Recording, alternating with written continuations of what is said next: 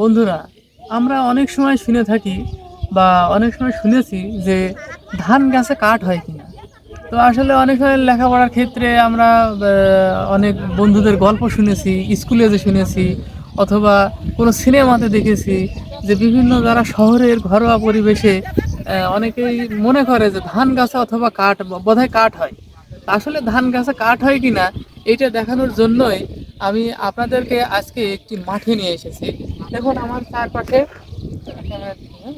দেখুন আমার চারপাশে অবারিত সবুজ ধান ক্ষেত।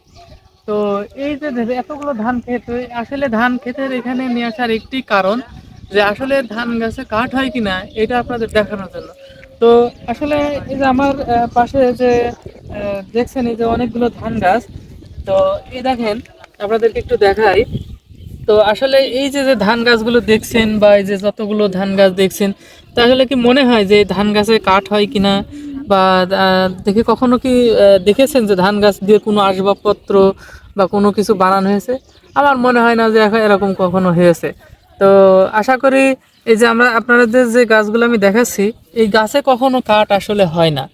আসলে ধান গাছে কখনো কাঠ হয় না, এটা দেখানোর জন্যই আজকে আপনাদেরকে একটু চেষ্টা করলাম।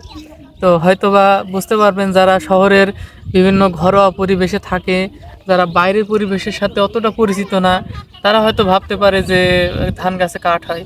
তো সেই কনফিউশনটাকে দূর করার জন্যই আপনাদেরকে একটু দেখালাম। আসলে এটাই স্পষ্টভাবে বলতে চাই যে ধান গাছে কখনো কাঠ হয় না। ধান গাছ তো ধান গাছই হয়, ধান গাছ থেকে বিচেলি হয়, যেটা গরুর খাদ্য হিসেবে ব্যবহার করা হয়। জাস্ট এতটুকুই। তো আশা করি সবাই বুঝতে পেরেছেন। যারা এই সম্পর্কে জানতেন না তারা হয়তো বা জানতে পেরেছেন। যদিও বর্তমান যুগে বিষয়টা অতটা হয়তো নতুন নাও হতে পারে, তারপরেও কিছু কিছু ক্ষেত্রে কিছু মানুষ হয়তো বা এই বিষয়ে একটু কনফিউশন থাকতে পারে। তো সেটা কনফিউশনটা দূর করার জন্যই আপনাদেরকে এই ভিডিও আপনাদের জন্য এই ভিডিওটা তৈরি করা। তো আসলে ধান গাছে কাঠ হয় না। তো সবাই ভালো থাকবেন, সুস্থ থাকবেন। আল্লাহ হাফেজ।